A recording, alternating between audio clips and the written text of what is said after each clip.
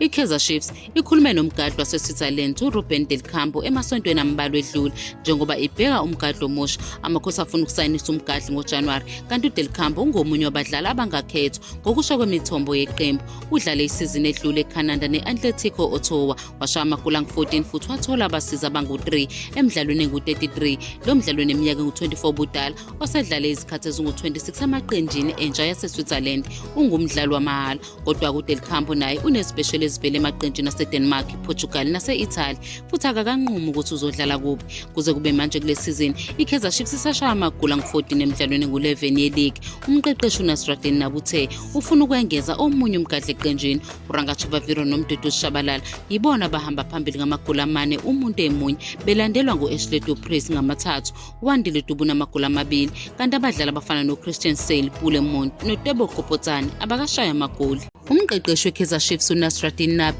ugcizelela ukuthi ngeke axegise indlela yeqembu elidlala ngayo ukuze athole imiphumela. Ugcizelela ukubaluleka kweqembu elikhulu njenge-Kaizer Chiefs elidlala ibhola elisezingeni eliphezulu nelincomekayo.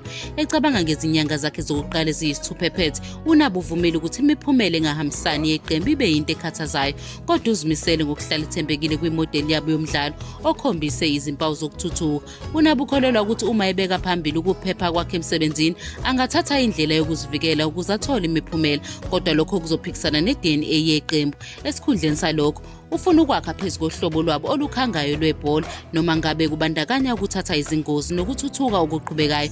uNabi kumayelana nokuhlala ezinikela kwifilosofi yeqembu kanye nobunikazi kunokuthatha izindlela ezinqamlelayo ukuze azuze imiphumela esheshayo.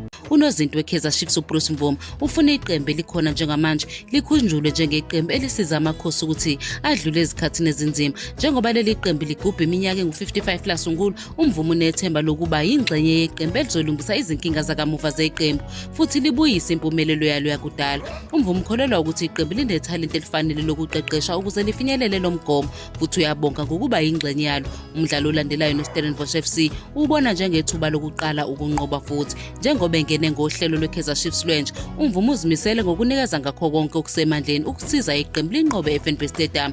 Uyazi ukuthi abaqeqeshi nabadlali bayaqonda okusengcupheni futhi bakulungela ukusebenza kanzima ukuze banqobe.